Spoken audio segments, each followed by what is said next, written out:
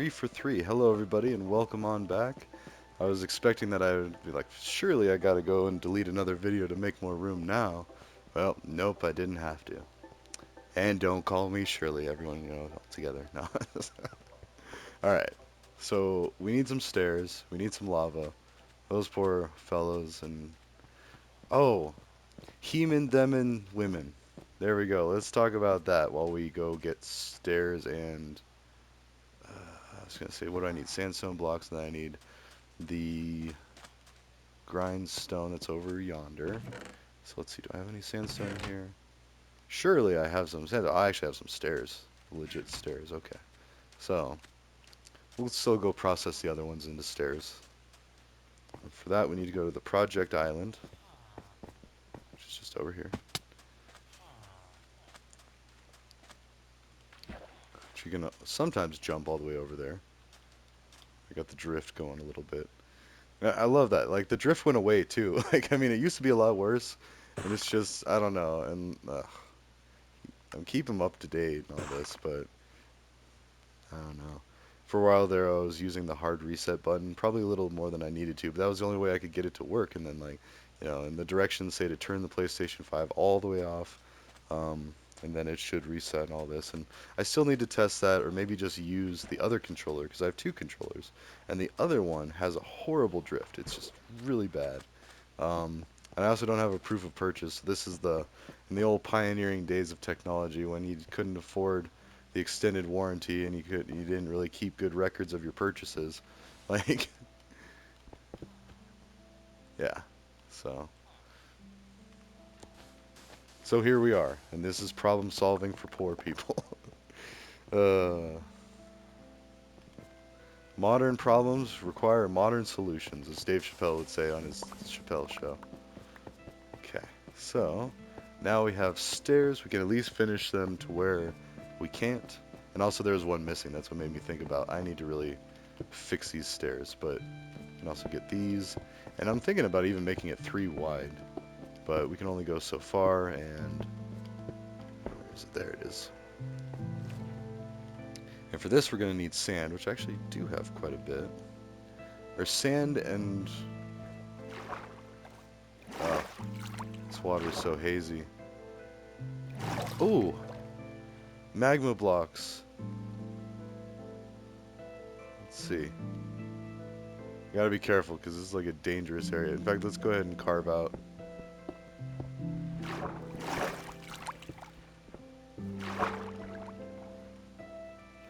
Okay, because it's just so dark in here.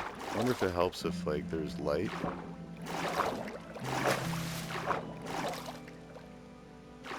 No, that is very deep and dark. Okay, well, whatever. Here I go.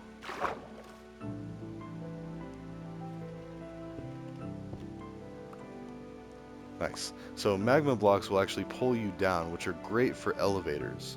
Um, in water. I was like, okay, I just gotta swim back this way. Because I did get stuck like that the other night. Or was that just last night? Yeah, last night, Sunday. I got stuck, and that's why I climbed up on there, and then I carved out, and I was like, okay, we're gonna go do something else. But, uh... so really what I need to do is I need to section off the wall with a solid block. Um... There we go. We can mine elsewhere. I thought there was some lava. I think we need 2 or 3 pieces of obsidian. So basically, there's a couple of ways we could go about this. We could just start drilling sideways and make a little mining area until we find some lava. Or we could go to the nether. Actually, I'm thinking the nether might just be a better option now.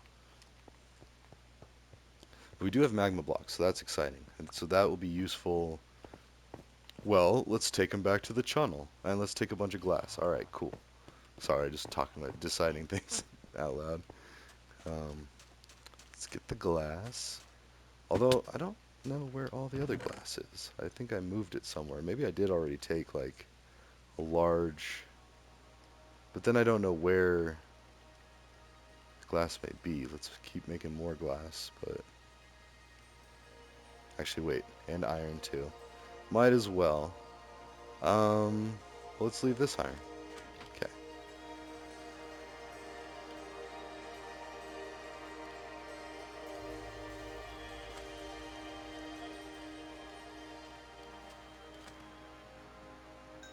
there we go. Not that it matters. I mean, just a little bit of experience, and then more glass. Oh, we need wood. Oops. And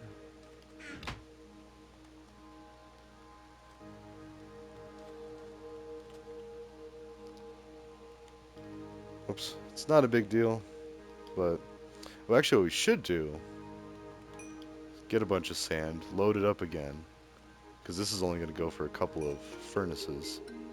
As we're talking about indoor gas pollution, but that's true, and so that like a lot of it, maybe these are electric furnaces. There you go, electric stoves, because that's what I have is an electric furnace and electric stove. The only gas that I pay for is my water heater, which yeah, so my gas bill isn't all that big. My electric bill is actually pretty high. So, and that's another thing that we need to work on is how to generate power in our homes. Like the individual needs to generate their power. Geez, what? Okay, sorry. Now I'm getting like, there's another notification. I guess I should just turn the sound off. Nah, what? What is this? Oh, what? Anyways, sorry. I mean, and that's okay because like the way it works, people, I work with people that they have other jobs during the day or they're in school or something. So, like, I'm troubleshooting for people that they'll get to it in their spare time. So that's totally fair. I just need to ignore because I can't, I have the sound on my computer still. So, like, every time I get a message, it's like, clack, hey, something going on. It needs your attention. Come look at this. Uh, and it's just kind of funny. Like, I don't know. It's,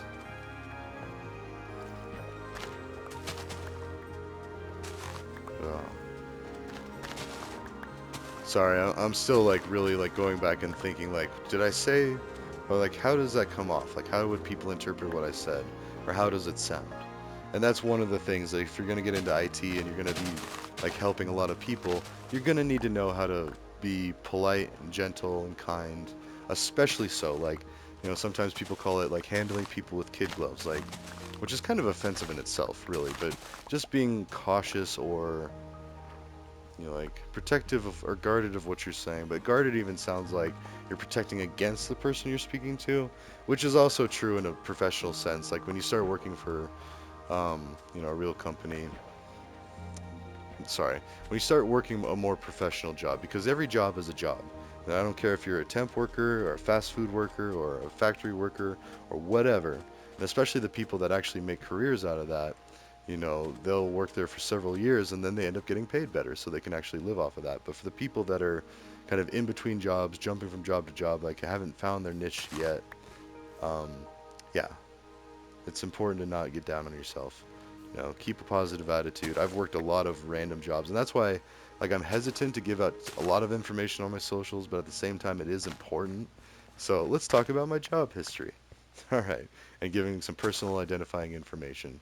It's okay, don't worry. All of my security questions, they're never at what they are. Like, if you were to find out, like, my family pets and all that, you'd never get through with the security questions because I make them in nonsensical random strings, just like passwords, and then I store those in a separate place. So, but anyways, so now people are writing that down, like, okay, I just gotta do this and look for this, and like, well, by the time you're all done poking around, then you'll find my government buddies that are also watching my networks, and they'll find you.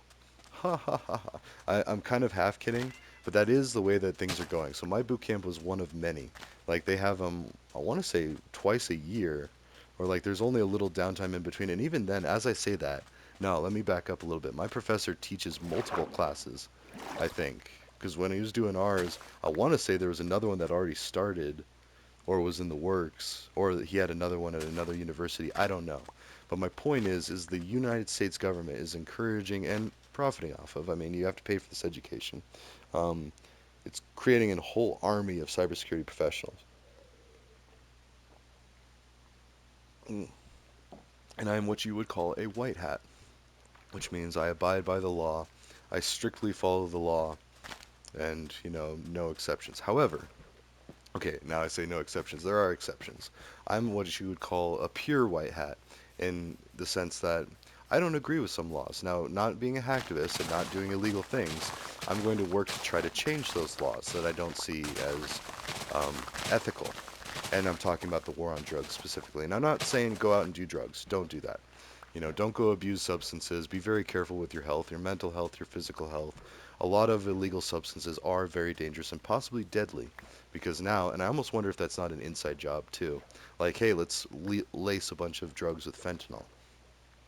Which fentanyl, if you're not aware that there's fentanyl in any substance, using that substance the normal amount that you would do to recreate or what have you, it would be deadly. Like it's like they're poisoning drugs, street drugs, to force you to not do street drugs. Like, okay, if they're not going to pay attention, maybe they'll pay attention to a bunch of people dying. And message received. I have a lot of friends that died from not so much drug overdose, but mysterious situations and a couple drug overdose. Yeah, and I know of a lot of people. Sorry, let me back up. My friends, I only know of a couple that died of a drug-related thing, and I wouldn't even say overdose, like a complication from. Like one was huffing, and that's where, you're breathing in pain, and that's just so dangerous and so dumb. But like, and I would tell my friend that too, if he were still around, be like, man, that's so dumb. Why are you doing that? But I'll explain why. He was probably on probation and couldn't do recreational cannabis or drink alcohol, which, yes, like the pure Christian answer would be like, oh, just don't drink or use anything, be a good Christian and be pure, or Islam or the pure Muslim, like, oh, you can't poison your body with substances or, this and that. Well, okay, we'll make the world perfect, like, and then, where people don't have stress and anxiety, and that's easier said than done for people in certain neighborhoods, certain with people with certain economic backgrounds. I mean, the poorer you get, the better substances end up looking because your life sucks. I mean, your situation might suck and you might be depressed and you might be like, oh, and so you might seek alternative ways. Now, we're getting better about that, like making therapy available for people, resources. So if you are one of the poorer people, you can get help, you can get therapy, you can get people to help guide you, social workers, caseworkers. All of that stuff is becoming more commonplace and more streamlined. I've had social workers, I've had caseworkers, like, I've had people helping me out, guiding me, like, hey, you should do this, or hey, do this, or oh, you're spending this much money on this, do this. I mean, specifically, what can I think of? The food bank, which I went there once, but I felt guilty because I had money. I was just spending it on alcohol in college, and so a lot of times it was either do I eat today or do I drink alcohol? Like it was an either or situation, which is unhealthy. And yeah, but I mean, that's what an addiction isn't a death sentence. I should say that because I had a big problem with alcohol. I probably wouldn't today because my life is in a much better place, but I don't even care to find out. I still haven't had a drink. I don't think I'll ever want one again. I mean, I'm fine hanging out with people that are drinking. That's okay. But personally, for me, I just don't like it, And I've heard a lot of people say that about cannabis too. It's like, I just don't like it, or it gave me a headache, right? It wasn't for me, and that's fine too. I'm not saying like everybody has to go out there and smoke weed, but it would help if it was legalized and at least a safer alternative for a lot of the people out there that are still drinking themselves stupid, having a horrible time, and it's just perpetually like making things worse and worse. Like you drink to forget that you're in a bad position, and then you're in a bad position because you drank. Like basically, you just got to watch The Simpsons. Like you're basically being a Homer if you drink too much, or a Barney even. Like there's even two levels of messed up in the world of drinking, if you or in the world of Simpsons drinking. Now, Barney drinking, that's like blackout drunk all the time. Homer drinking, still a lot of blackout drunk, like not in control of your faculties, potentially out there committing crimes, getting into fights, hurting people, stealing, breaking things, crashing your car, all these things. But oh yeah, alcohol's fine. And really, it's not fine, but since we tried to ban it in the Prohibition days, we saw what happened with gangsters, and so we kind of rolled it back. And I don't know, as long as it's handled responsibly, but that's the key word, responsibly. So in order to make it purely responsible to be able to drink or consume cannabis or whatever, or even other drugs, I mean, there's probably responsible levels of doing that because I know that it is not fatal. Just about any drug is not fatal except for fentanyl the first time. Now, fentanyl is dangerous because it could be the first time fatal. And so, and thank goodness I actually was kind of scared away from meth and opiates. Those two, they scared the crud out of me because I saw picture books of people's teeth falling out. So I was like, oh, I never want to do meth. That's horrible. That's, oh gosh. And so, and that was probably just the more severe situations. Except I do know some people with rotting teeth. Even as I say that, my teeth aren't all that great, and I didn't do any of those two substances. At least not knowingly. I guess I should throw that caveat out. Like, parties can get a little crazy. I do remember most everything from when I was drinking, but there was some blackout times. Like, who knows? Which is scary. Most of the time, it's silly and harmless, and as long as you have somebody babysitting you, like a sober, they call it like the rave moms or a sober or a babysitter or whatever. And if you have a good group of friends, you'll have a babysitter in the group that'll make sure you don't go out and do anything too crazy or bad. So, but not everybody has that, or maybe doesn't have it all the time. And so, and that's why a lot of people, they seem stunned or confused when they break the law or get, arrested for crimes or what have you. Because they're genuinely like, how could this happen? Like, how could I do this? And actually really asking themselves. So, I don't know, just something to consider. And apologies to all the parents out there with kids that watch this stuff that if you didn't sign off for it, it is marked as not for kids, but easier said than understood. It's hard to keep kids away from watching, all YouTube. Like if you accidentally leave your account logged into, or if they make their own account, like there's no real safeguard without invading privacy in another way. So in order to really make it purely protected against kids stumbling across adult content, you just have to prove your identity on everything, and that's a security risk because then you're putting your identification credentials out there more often, and that you already are to a point. So mind you, we're not completely secure anyway. But um, the more you require identifying information, like say getting a loan or car or whatever, house, you have to put some information out there. And so we're getting better about that, and we're also getting better about both the preventative of the criminal activity or the malicious activity happening and the reactive. So we're preventing a lot more happening and we're reacting to a lot more happening. So people that are taking out loans in other people's names, they're going to jail. And as they should be. That's stealing. That is like, granted, we should make it to where they wouldn't have to do that. And then the crime doesn't happen and the person doesn't go to jail. So that's a better solution. And that's what we need to focus on. Oh, I do have birds. Oh, or chickens or whatever these are. Ducks, technically, but there you go. Okay, and let's get some more sand because we need a ton more glass until I find whatever happens to. Let's go mine over here or harvest sand. I don't know what it would be called. We're gonna get a few stacks. Basically, we're gonna clear out this entrance to this cave because I like this. Might try to build something out of this. Anyways, so I don't know. There's just a lot of factors to take into consideration, and a lot of people do. Specifically, people in law enforcement. I say that from friends and family. I know how they think. Not always. It's not like I'm like the cop whisperer, but, I just happen to talk to them enough to where it's like, okay, I see their perspective. I understand why they would think a certain way, especially about crime and malicious activity and all that good stuff. I mean, I was taught by someone who hunts people that commit very serious crimes. And there is a severity rating, especially here in the U.S. Like, well, okay, put it this way: substance crimes, nonviolent drug crimes. It's ridiculous. If you get busted for the same substance in a different state in the same country, your experience could be vastly different. You could be in prison for like 10, 20 years, or you could be let out the next day with a slap on the wrist and like go see these counselors for some therapy.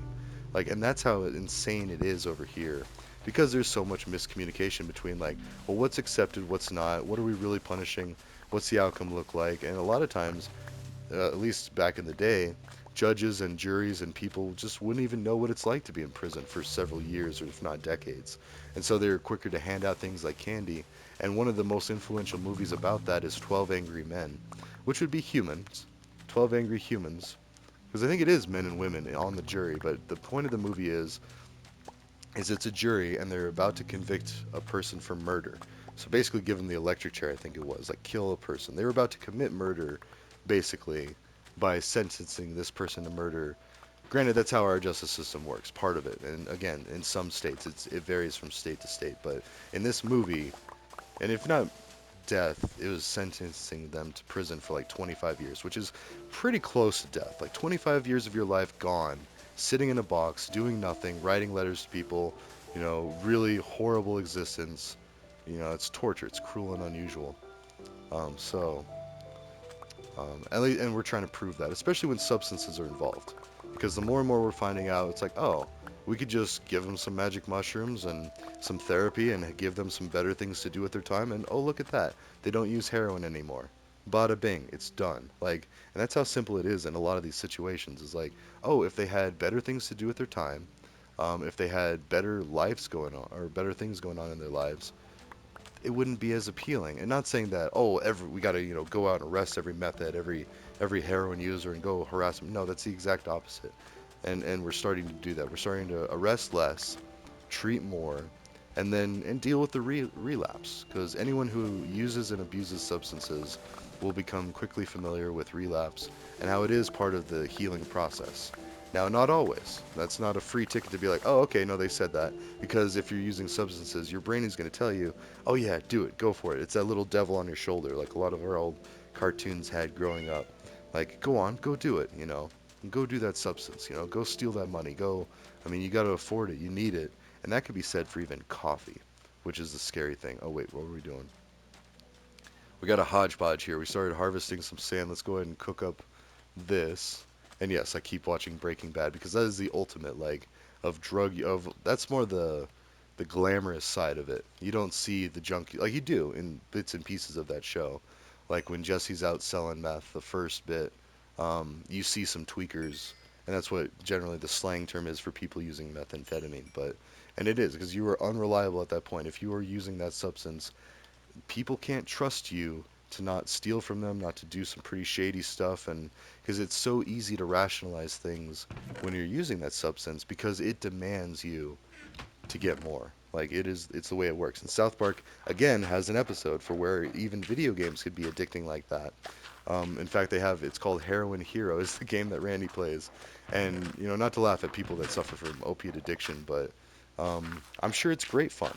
And again, Breaking Bad has an episode where Jesse uses some heroin and he just starts floating off into the sky, and there's even a pleasant song, Enchanted, Enchanted. Still doesn't make me want to do it because thankfully it shows all the ugly too. And in the very next episode, you get to go see a house or like a safe house for people using heroin and all sorts of other drugs. And it's just really run down. There's spray paint everywhere. Everyone in there looks like half dead or scared or, just miserable. Like nobody looks like they're having an absolute good time in there, or they look confused and bored, like they're coming down or something. But anyways, my point is substances aren't a solution to your problems. Now, they might provide some temporary relief, but at the end of the day, they will make you feel horrible. And in fact, I saw this really good little short video that had it was on Facebook, and I think my uncle posted it, who actually runs AA. He's been sober for like 10 years, out in Wisconsin, where a lot of people drink because it's so cold and there's not a lot else to do up there. And granted, there is, but for a lot of the year, it's too cold to really do too much else. So, and we have that problem here in Colorado. Like, unless you're out there snowboarding or you have money that where you could go take advantage, the winters might seem a little harsh. Like, if you're stuck in a lot and then you have to do some kind of ghetto things. But anyways, I digress. The point of that is, or no, that little video, it had this little bird-looking thing or a wingless bird, and it was just walking along, and it sees this little blob of something, like it looks like honey on the ground or something, and it takes its beak and it pokes at it, looks at it, looking at it, and then it walks by it. It's like, okay, whatever. And then it sees it again, or another dot as it's walking. So this time it takes a little sip of it, and then its eyes light up and like it gets all happy and like, oh wow, that's awesome. And then it like launches up into the air and it flies high and or wait, maybe it starts off with a little bit and it gets a little excited and then it sucks up the whole drop and then it launches off into the air and it's having a great time. It's flying through the air and then it lands. Like, okay, cool. And then it's walking and it sees another one. It's like, oh, it gets excited. Then it slurps that one up through its beak. Again, it flies up in the air, but for shorter this time, and then it actually kind of lands a little harshly. So I was like, oh, okay, well, that was weird. And then it keeps walking, and then it sees another drop of honey, and then it sucks that up, and then it gets all high and flies up in the sky, and it's all excited, and then it lands, and it stumbles, and it falls, and it rolls, and it tumbles. And so it's like, ouch, that actually hurts. So you can see it got a little like injury from it. Like, okay. But then it gets up and it starts running and it's running and it's looking for the next drop of honey. And that is addiction in a nutshell. And as it goes, it hurts worse and worse. And it gets more expensive and more expensive. And we're not just talking money, we're talking your time too. And I say that especially with drinking in mind, because drinking is like the worst substance out there, honestly. I mean, it's one of the better ones and one of the worst ones because it's so easy to abuse, yet it's so socially acceptable to where it can be a wolf in sheep's clothing, where it's like, oh yeah, everybody drinks. You know what? You can't handle your liquor, and then people will get embarrassed, like I can too handle my liquor, like so then they try harder to keep it together the next time. And then they drink more to be better at drinking, you know. And I say all this from experience. Like I've been drinking for first drink was in first grade, but I wasn't drinking consistently until high school. So, and even then, it was only like parties every now and then. But in America, that happens a lot, and because it's the forbidden fruit, that makes it even more easily abused. Now, in a lot of other countries, they have alcohol at, say, age 18 or even 16, you know, where parents will let them have a sip or have a beer or whatever. And even in America, we tried something like that, but we abused it. I mean, and not just saying everybody would abuse it if able to, because it's a fun thing. And then people, naturally, people would want to be all scientific about it and be like, huh, I wonder if I drink 2 beers, if that's how good 1 beer feels. And then, you know, and if you don't have someone right next to you being like, careful, that could be dangerous, you might end up drinking like 6, 7 beers. Next thing you know, you're hammered. You're falling around. You're laughing your head off though, because it's fun. It's great fun. And then you wake up feeling sicker than a dog, throwing up your brains, like throwing your brains out, or throwing up all harshly, and just yada yada yada. And so, but some people don't get that. Some people do. I don't know. Again, South Park. Like they they explain so much. They explain drinking in there too.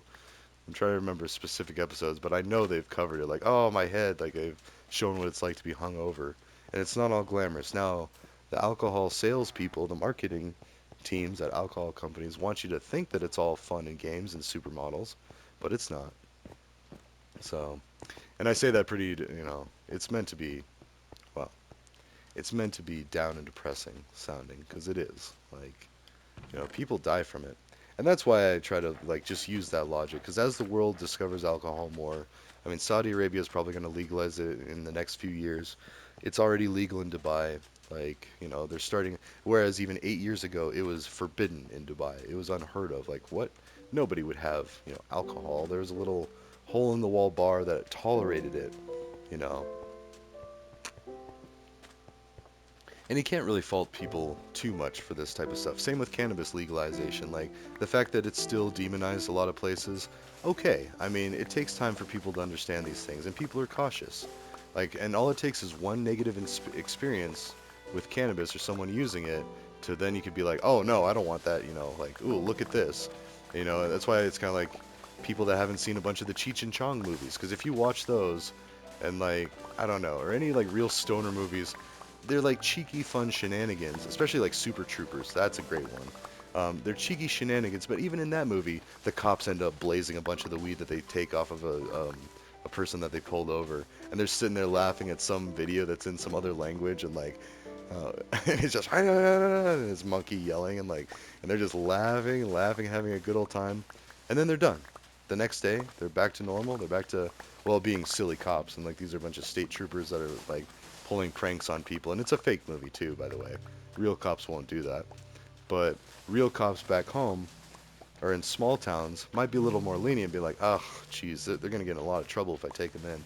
Maybe I'll just drive them around, let them sober up, or take them home and tell their parents. Like, you know, they make a judgment call, especially if they're a minor, because minors don't really get charged with a lot of things. Like, granted, if you get caught drinking as a minor, it's a pretty serious thing. It's like, whoa, you know, never mind trying to deal with like adults drinking, you know, so.